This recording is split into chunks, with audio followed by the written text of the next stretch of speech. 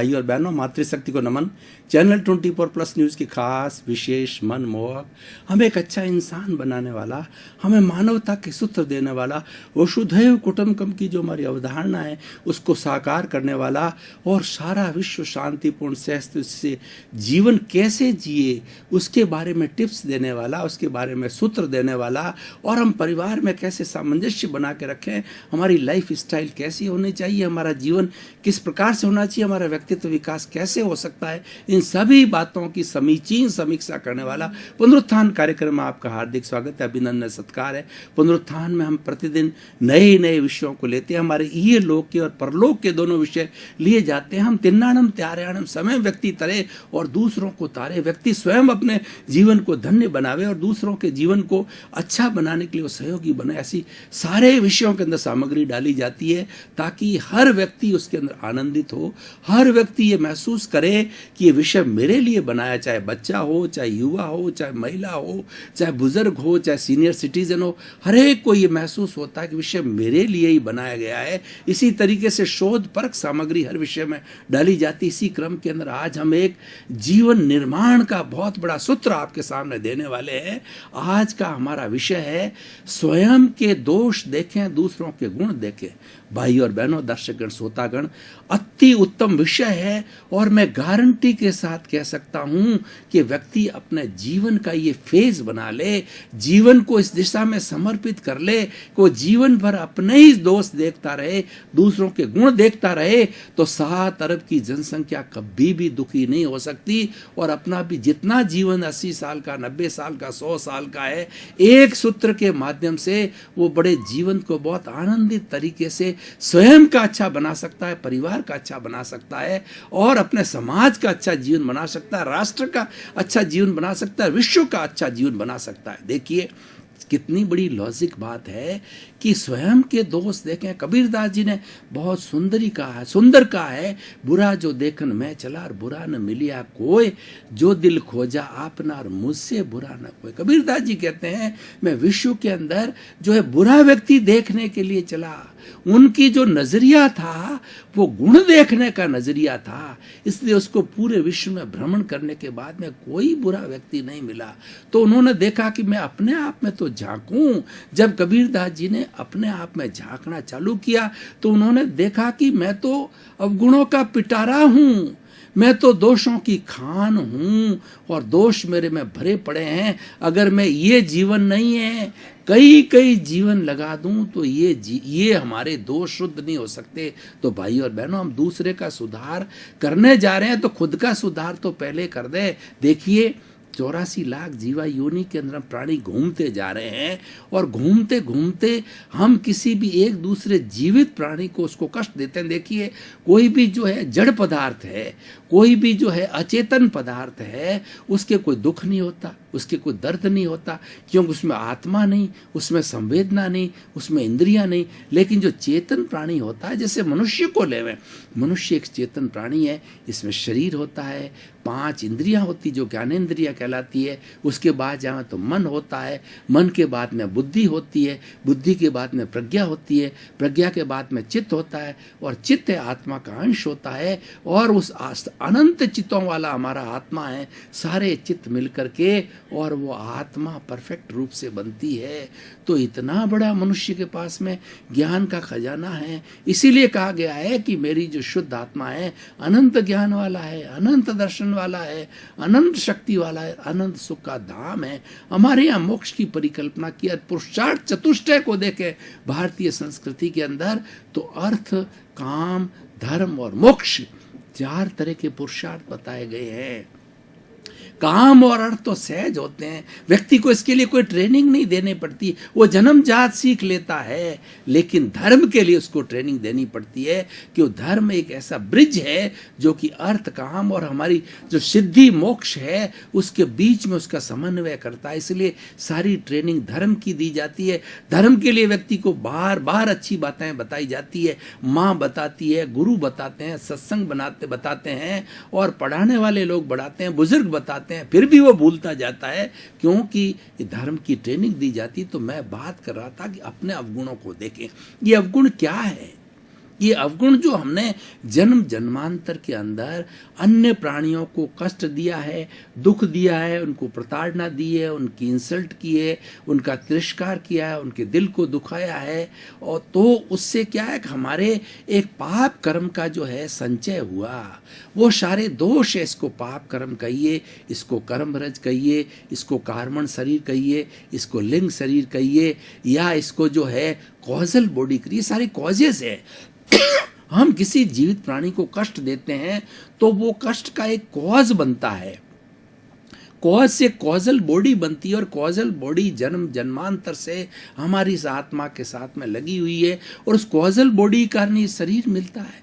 ये शरीर क्या एक मिक्सचर है, शुद्ध आत्मा और जड़ का मिक्सचर है, और ये जो हमें मन वचन काया रूपी जो शरीर मिला है, पूर्व जन्म के हमारे कर्मों के भुगतान के लिए मिला है, और हमारी कोई इस जन्म के अंदर स्वतंत्रता नहीं। हम जो जैसी पूर्वकृत कर्म करके आते हैं वैसा टैप रिकॉर्डर खुलता जाता है, और उसके अनुरूप जो है मन वचन काया है, ये हमें वो हम कर्म भुगतते रहते। तो ये सब विचारों के माध्यम के अंदर जो कहा गया है, तो कोई व्यक्ति अपना जीवन सुधारना चाहता है तो अपने वो दोषों को देखे, क्योंकि दोष जो इतनी अशुद्धि है, ये राग द्वेष है, ये कषाय, ये भरे पड़े हैं। जब तक हम इसको नहीं शुद्ध करेंगे तब तक हमारी ये जो शुद्ध आत्मा है, 24 कैरेट का सोना है, वो उज्जलित नहीं होती, उसको तपाना पड़ता है।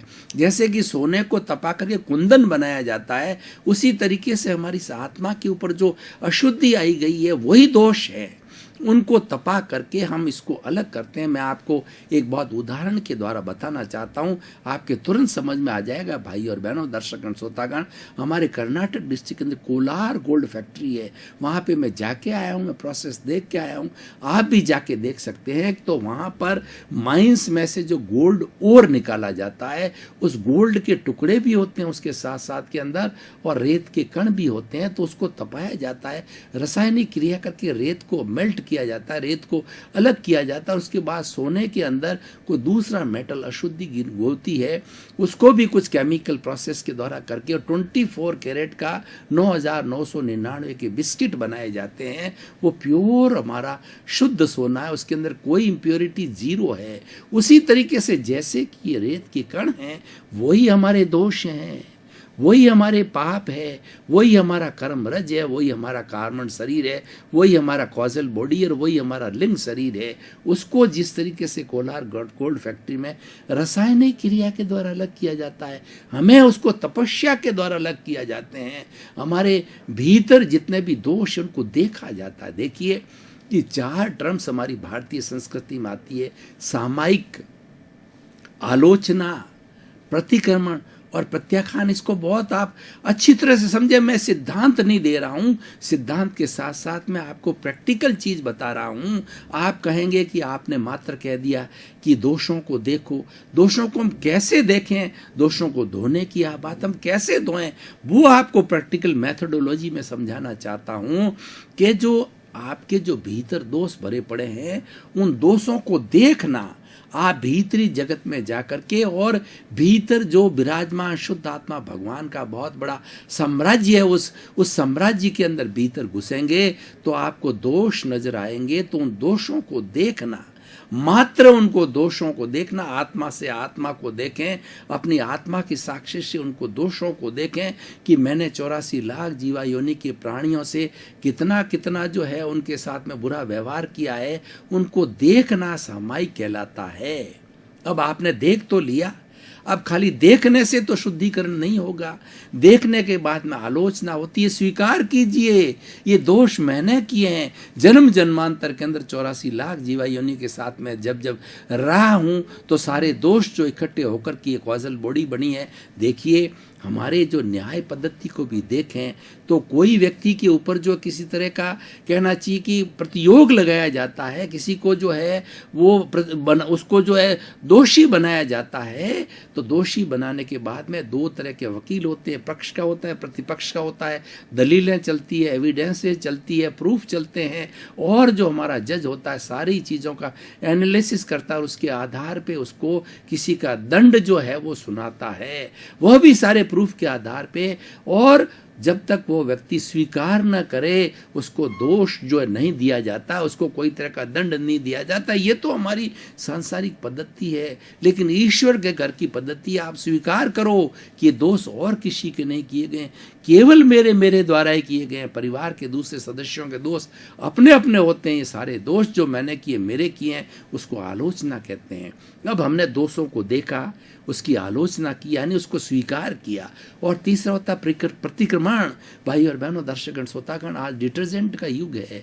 आजकल जो है जो धुलाई की जाती मशीनों के अंदर हाई पावर का डिटर्जेंट डाला जाता है, तो कहीं पर भी कोई अशुद्धि को वो रहने नहीं देता। कपड़ा एकदम वाइट, क्लियर वाइट हो जाता है, एवरीडे वाइट हो जाता है। तो उसी तरीके से हमारा डिटर्जेंट पाउडर तो प्रत्याख्यान है, वो हमारा प्रतिक्रमण है। प्रतिक्रमण का अर्थ है क्षमा मांगो, सॉरी फील करो, आप जो है मिच्छामि दुक्कडम करो, और 84 लाख जीवा योनि के प्राणियों से भीतरी जगत के अंदर आप उच्चारण करके, बिना उच्चारण करके सबसे क्षमा याचना करो। मैं आपको प्रतिक्रमण की एक सर्वमान्य विधि बताता हूँ। पहले आपको 84 लाख जीवा योनि जो हमारे हर धार्मिक ग्रंथ में लिखे गई हैं, वो कौन कौन सी बोली, उन सबको मैं आह्वान करूँगा, सबको बुलाऊँगा। 7 लाख पृथ्वी का, 7 लाख अप का, 7 लाख तेज का, 7 लाख वायु का, 10 लाख प्रत्येक वनस्पति का, 14 लाख साधन वनस्पति का, 2 लाख बेंद्रिय, 2 लाख त्रियंद्रिय, 2 लाख चतुरिंद्रिय, 4 लाख नारकी, 4 लाख देवता, 4 लाख तिरंज पंचेंद्रिय, 14 लाख मनुष्य की जाति, 4 गति, 84 लाख जीवा योनि के समस्त प्राणियों को मैं आह्वान कर रहा हूँ, हाथ जोड़ करके नमन करता हूँ। हे उन सब की अव्ययबाद आत्मा, अव्ययबाद आत्मा किसी को कष्ट न तो देती है न कष्ट लेती है, इसलिए उनकी ये मेरी भावना 84 लाख जीवा योनि के प्राणियों तक पहुँच गई। वहाँ किसी तार की आवश्यकता नहीं है, उनको मात्र याद किया जाता तो हाजिर रहते हैं। तो हे 84 लाख जीवा योनि के प्राणियों, संसार रूपी नाटक के प्रारंभ से अध्यक्षण पर्यंत मैंने किसी भी प्राणी से, आपसे, मन से, वचन से, काया से, करने से, करवाने से, अनुमोदने से आपको किंचित मात्र भी कष्ट दिया तो मैं एक भोले बच्चे की तरह आपसे शुद्ध हृदय से क्षमा याचना करता हूँ। आप सब मुझे क्षमा करें, मैं आप सबको क्षमा करता हूँ, और आप मेरे को एनओसी दो, और मैं आप सबको एनओसी जो इन एडवांस के अंदर देता हूँ, आप मुझे सारे एनओसी दो। सबकी एनओसी आ जाएगी, किसी भी एक प्राणी की भी एनओसी बाकी नहीं है। तब मुक्ति होती है, तब हम सिद्ध बुद्ध मुक्त बनते हैं। वो क्यों बनते हैं? क्योंकि वह अवस्था ऐसी होती है कि वहाँ कोई दुख नहीं होता है, अक्षय सुख होता है, और वहाँ पे ऐसा सुख होता है कि उसके बाद में दुख आता ही नहीं है। हमारे जीवन में तो हर संयोग के साथ में योग जुड़ा हुआ है, एक दुख के साथ सुख जुड़ा हुआ है। जो सुख गया फिर दुख आया, दुख गया सुख आया, ये चेन है। और ये चेन हम 84 लाख जीवा जब तक भटकते हैं ये चलती रहती है, और इसी के अनुरूप ही अपने कर्मों को काटते हैं, कर्मों को जोड़ते हैं और भुगतते रहते हैं। तो मैंने ये एक प्रतिक्रमण का बहुत सुंदर उपक्रम बताया। ये न तो किसी धर्म से जुड़ा हुआ है, न जाति से है, न तो वर्ण से है, न भाषा से है, और न किसी भी धार्मिक जगत से है। भाई मेरे को उस धर्म की बात कही जाती है तो मानव मात्र के लिए, मानव मात्र के लिए नहीं, प्राणी मात्र के लिए। मैंने तो 84 लाख जीवा योनि के प्राणियों का आह्वान किया, निवेदन किया, नमस्कार किया, तब जाकर के वो हाजिर हुए। तो ये हमारा जो है प्रतिक्रमण कहलाता है। उसके बाद में होता है प्रत्याख्यान। अब आपका शुद्धिकरण चालू हो गया, भीतर डिटर्जेंट पाउडर लगना चालू हो गया, अशुद्धि धुलनी चालू हो गई, प्रोसेस चालू हो गई है। लेकिन फिर से हम अशुद्ध नहीं हो, फिर से हम दोष ना करें, उसके लिए प्रत्याख्यान होता है। हम संकल्प करें कि किसी भी प्राणी को हम दोषित नहीं देखेंगे। देखिए कि जो कुछ चराचर जगत के अंदर, जैसा कि मैंने बताया कि ये भुगतान के लिए शरीर मिला है, हमको श्वास लेने की स्वतंत्रता नहीं है। ये तो कुदरत का कानून है, कुदरत हमें संजोग जुटाती है। जैसे हमने कर्म बीज डाले हैं पूर्व जन्म के अंदर, वो आज कर्म फल और कर्म परिणाम बनकर के आते हैं। जब कर्म फल मिलते हैं हमें, तो कर्म परिणाम सुख दुख के रूप में मिलता है, और हम जीवन के अंदर कभी हंसते हैं, कभी रोते हैं, कभी सुखी होते हैं, दुखी रहते हैं, और इस झूले के अंदर झूलते रहते हैं। ये हम कर रहे हैं और हर प्राणी कर रहा है। तो हमें क्या अधिकार है किसी प्राणी की ओपिनियन देने के अंदर, किसी प्राणी के जो है वो उसके ऊपर किसी तरह कटाक्ष करने में और उसको बुरा बताने में, उसके प्रति हमें भाव बिगाड़ने को, वैसा है वैसा हम राग द्वेष करने का हमको क्या अधिकार है? आप एक कुदरत के कानून के तरह जीवन यापन कर रहे हो, वह भी कुदरत के कानून से बंधा हुआ है, आप भी बंधे हुए, तो अपने भाव न बिगाड़े। ये जो भाव बिगाड़ोगे तो भाव बिगड़ जाएगा। अगर हमारे भाव नहीं बिगड़ेंगे तो क्या होगा कि हमारे कॉजेज नहीं डलेंगे। देखिए कि व्यक्ति कोई बीज डालता है जब जाके पौधा बनता है, बीज न डाले तो पौधा नहीं बनता। और एक बार किसान ने कोई भी बीज डाल दिया, गेहूं का डाल दिया तो गेहूं का पौधा तैयार होगा, बाजरा डाल दिया तो बाजरा होगा, मूंग डाल दिया तो मूंग होगा, मोट डाल दिया तो मोट होगा। इसलिए वो डाले ही नहीं तो उसको कोई पौधा होगा ही नहीं है, और डाल दिया उसके बाद में परतंत्र हो गया। इसलिए हम भी कोष डालने के पहले स्वतंत्र हैं। और हम क्या करना है इस जीवन के अंदर? पुरुषार्थ किसे कहते हैं? आप कहेंगे, प्रश्न करेंगे मेरे से कि पुरुषार्थ बताइए, पुरुषार्थ क्या है? पुरुषार्थ ये है कि हम किसी के प्रति प्रतिक्रिया नहीं करें, किसी के प्रति बुरे भाव नहीं बिगाड़ें और किसी को बुरा भला नहीं कहें, किसी के प्रति राग द्वेष नहीं करें। तो हमारे जो कॉज नहीं डलेंगे तो हमारा शुद्धिकरण तो चल रहा है। हमारे भीतर जितने भी पाप की प्रक्रिया, दोष की प्रक्रिया है, वो तो धुलती जा रही है और नए दोष इकट्ठे नहीं होंगे। उसके लिए हमको कॉज नहीं डालना। जब कॉजेज नहीं बनेंगे तो आने वाले कुछ ही जन्मों के अंदर, जब ये शुद्धिकरण की प्रक्रिया प्रारंभ हो गई है तो एक जन्म के अंदर पूरी नहीं होती है, 2, 4, 5 जन्मों के अंदर प्योर शुद्धि हो जाती है और नया मैल नहीं जम रहा है, नई अशुद्धि नहीं आ रही है। तो धीरे धीरे ये प्योर जो 24 कैरेट का जो सोना है, ये जाकर के सिद्ध बुद्ध मुक्त अवस्था के अंदर चला जाएगा। और ये हमारी शुद्ध आत्मा है, वो अमूर्त है, बिना शरीरधारी, ये सिद्ध शिला के अंदर चली जाएगी, मोक्ष के अंदर चली जाएगी और वहां जाकर के आनंद की स्थिति में हो जाएगी। हम सच्चिदानंद की बात करते हैं। सत का मतलब होता है अविनाशी। दुनिया में एक ही तत्व है जो अविनाशी है। जब सारे दोषों से मुक्त हो जाता है तो एक ही तत्व है, वह है अविनाशी। और चित्त का अर्थ होता है उस अविनाशी तत्व के अंदर क्या है? उसके अंदर ज्ञान और दर्शन है। तो और वो उसका स्वभाव है और उसके बाद के अंदर उसका गुण और लक्षण क्या है? वो आनंद है। सच्चिदानंद का मतलब मेरा अविनाशी तत्व जो कि ज्ञान और दर्शन युक्त है और वो आनंद रहता है, उसमें 24 आवर्स आनंद होता है। कभी भी मायूसी नहीं आती, कभी भी दुख नहीं आता, क्योंकि शरीर ही नहीं है। दुख को और सुख को भोगने वाला शरीर होता है या रूपी होता है।